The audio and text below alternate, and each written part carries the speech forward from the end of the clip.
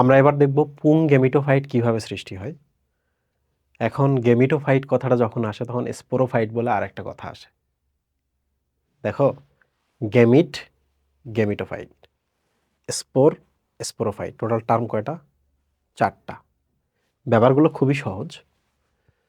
যে কোনো একটা কোষ শুক্রাণু হতে পারে কিংবা ডিম্বাণু হতে পারে, যদি সে হ্যাপ্লয়েড হয়, মানে এক সেট ক্রোমোজোম আছে ভেতরে, বুঝছো, ওইটাকে আমরা বলি গেমিট। তাহলে আমরা আরেকটা কোষ দেখি যে কোষের ভেতরে 2 সেট ক্রোমোজোম থাকে, সেটাকে আমরা স্পোর বলি।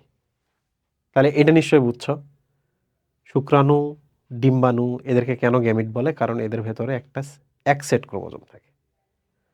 স্পোর কেন বলে? কারণ স্পোরের ভেতরে 2 সেট ক্রোমোজোম থাকে। তাহলে এন এবং 2n এই দুইটা আমরা প্রথমে আলাদা করে নিছি। এবার আমরা দেখি স্পোর কখন স্পোরোফাইট নাম ধারণ করে। যদি কখনো এমন হয় একাধিক স্পোর, সবগুলো 2n, তখন এটাকে বলা হয় স্পোরোফাইট। যখন একাধিক গেমিট, সবগুলো n, তখন এটাকে বলা হয় গেমিটোফাইট। সিম্পল জিনিস, বুঝছো? কি সেটা? গেমিট মানে হলো হ্যাপ্লয়েড হবে এবং একটা কোষ, এক কোষ। আর গেমিটোফাইট মানে হচ্ছে এই হ্যাপ্লয়েডই হবে কিন্তু বহু কোষ। ওকে, এবার এখানে আসো। স্পোর মানে হচ্ছে 2n হবে কিন্তু এক কোষ। স্পোরোফাইট মানে হলো ওই প্রত্যেকটা কোষ 2n হবে কিন্তু বহু কোষ থাকবে। বুঝতে পেরেছো? ছোট্ট থেকে আগাবা, ছোট্ট থেকে আগাবা হয়ে যাবে। আমি তোমাদের একটা এক্সাম্পল বলি। তোমরা যখন একটা ডিম্বাণুর কথা ভাবতেছো, এদিকে তোমরা যখন একটা ডিম্বাণুর কথা ভাবতেছো, চিন্তা করো একটা ডিম্বাণু কিন্তু হ্যাপ্লয়েড। তাহলে ডিম্বাণু কি? ডিম্বাণু হচ্ছে গেমিট। কিন্তু তোমরা একবার খেয়াল করে দেখবা, যখন ডিম্বকের মধ্যে ডিম্বাণুটা এরকম থাকে, সাথে আরো একটা কোষ থাকে, এদিকে আরো একটা কোষ থাকে, এদিকে কোষ থাকে, এদিকে কোষ থাকে, এদিকে কোষ থাকে, আরো থাকে। খেয়াল করো তো, এটাও এন, এটাও এন, এটাও এন, এটাও এন, এটাও এন, এটাও এন, কিন্তু সবাই মিলে কি বহুকোষী না? তাহলে খেয়াল করো, সবগুলো কোষ হচ্ছে এন, আবার এন এর মতো অনেকগুলো কোষ আছে এখানে। তাহলে এই অবস্থাটার নাম কি? গেমিট নাকি গেমিটোফাইট? গেমিটোফাইট। এবারে স্পোরে চলে আসো। এটা হচ্ছে 2n। ওকে, ওকে। তো আমি এই ছবিটা আবার দেখাই এখানে।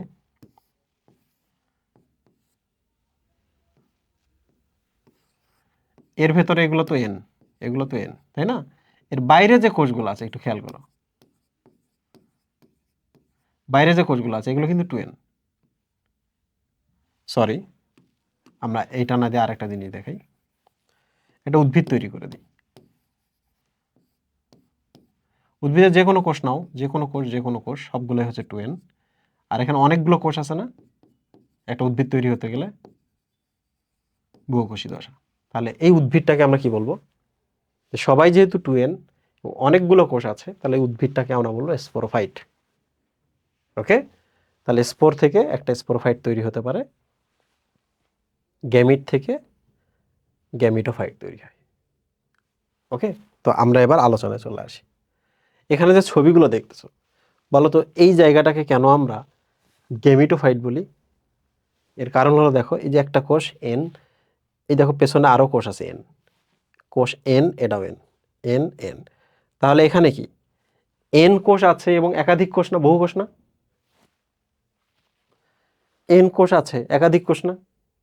তার মানে কি গেমিটোফাইট না? তার মানে এগুলো হচ্ছে গেমিটোফাইট। যেহেতু এখানে শুক্রাণু উৎপন্ন হয়, পুং গ্যামেট তৈরি হয়, এই জন্য দেখো পুং গেমিটোফাইট বলা হয়েছে। সো আশা করছি কনফিউশন ক্লিয়ার। যদি না বোঝো ভিডিওটা আবার নতুন করে দেখো। এখন আমরা দেখি যে পুং গেমিটোফাইট কিভাবে উৎপত্তি হচ্ছে, একবার জিরো থেকে। দেখো, উদ্ভিদের একটা পুংকেশর আছে, প্রস্থচ্ছেদ করলাম, করলে আমরা এটা পাবো, এই যে এরকম পাবো। এর ভেতরে দেখো এরকম একটা কোষ আছে, বুঝছো, 2n কোষ। বলো তো আমরা যে শুক্রাণু বা পুংগেমিট তৈরি করতে চাই, সিঙ্গেল এন হবে না? তাহলে প্রথমে মিওসিস হয়, তাহলে দেখো মিওসিস হয়ে 1 2 3 4 চারটা কোষ তৈরি হলো। তো প্রত্যেকটা আলাদা আলাদা পরাগরেণু তৈরি হয়, বুঝছো? একটা পরাগরেণু আমরা এই যে এখানে পেলাম। বলো তো কয়টা কোষ আছে? একটা। হয়েছিল কি? মিওসিস। কোন প্রক্রিয়ায় পরাগরেণু তৈরি হলো? মিওসিস। তাহলে এগুলো কি বলো তো? এন না এগুলা? এই যে এই কোষটা এন। ওকে, তো দেখো এই পরাগরেণু, পরাগরেণুই হচ্ছে পুংগেমিটোফাইটের প্রথম কোষ। তো পরাগরেণু কোত্থেকে তৈরি হয়েছে? এখানে একটা কোষ ছিল 2n, ওটা মাতৃকোষ। মাতৃকোষ থেকে দেখো মিওসিসের মাধ্যমে কিন্তু এন কোষ হইলো। দেখো লেখা আছে মাতৃকোষটি 2n ছিল, মিওসিসের মাধ্যমে 1 2 3 4 চারটা কোষ উৎপন্ন হয়েছে, একটা বের হয়ে একটা পরাগরেণু আমরা এখানে পেলাম। এখন যখন এন হয়, তোমাদের আমি এর আগে কোষ বিভাজনের সময় বলেছিলাম 2n কে মিওসিস করে তুমি এন বানাইতে পারবা, এন কে তুমি কোনো দিন মিওসিস করে হাফ এন বানাইতে পারবা না, কারণ এন মানে একটা সেট, একটা পূর্ণাঙ্গ সেটকে কখনো ভাঙা যায় না। তাহলে এই এন কে কি তুমি কখনো, এই যে এন, এটা এন কে কি কখনো তুমি মিওসিস ঘটাইতে পারবা? পারবা? এন কে কখনোই মিওসিস করে হাফ এন করা যায় না। তার মানে এখানে আর কোনোদিন মিওসিস হবে না, এখন যা হবে সব মাইটোসিস, এন থেকে এন হবে। তো কি হয় দেখো, এই একটা কোষ আছে এন, এখান থেকে এখন দুইটা কোষ হইলো।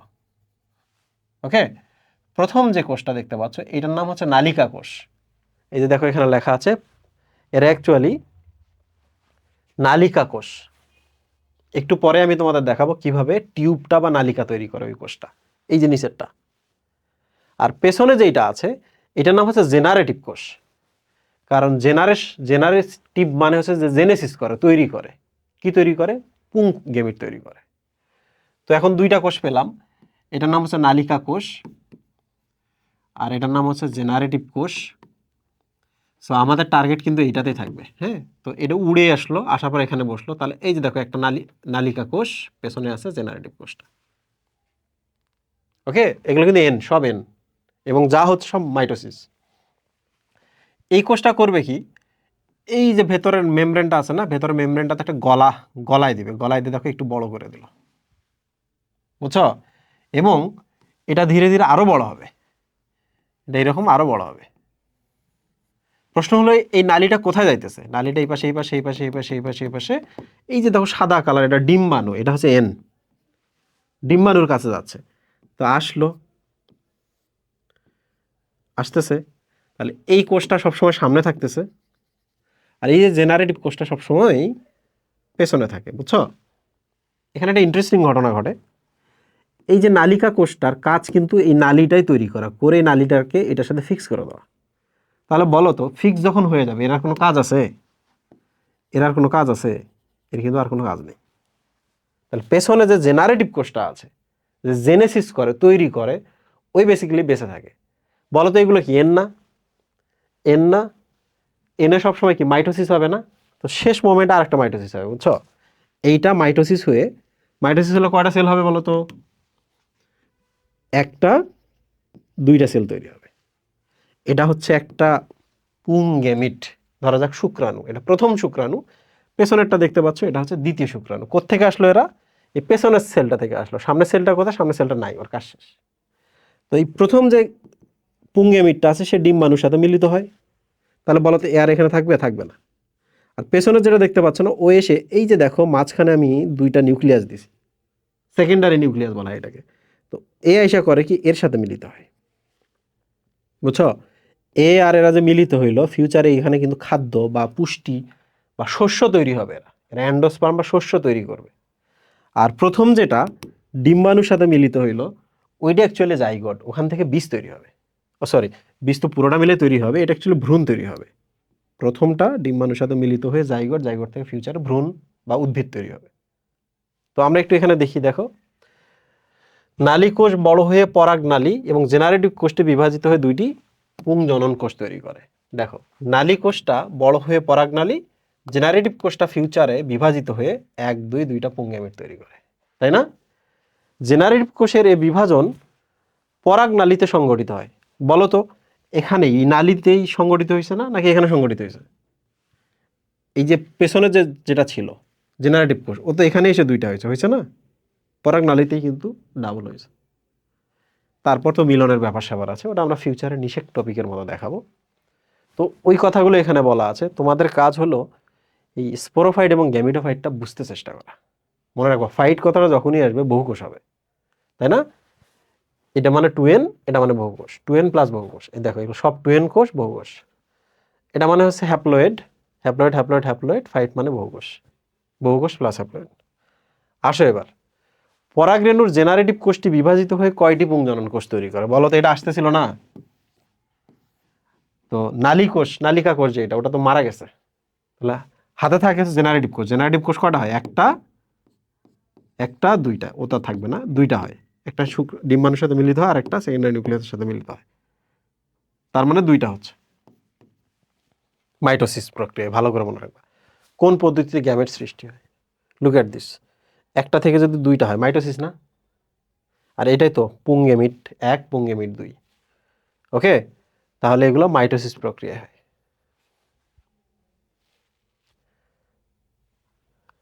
সো এই ছিল আমাদের পুংগেমিটোফাইট সৃষ্টি, পুংগেমিটোফাইটের বিকাশ। এরপর আমরা স্টিউগেমিটোফাইট দেখব।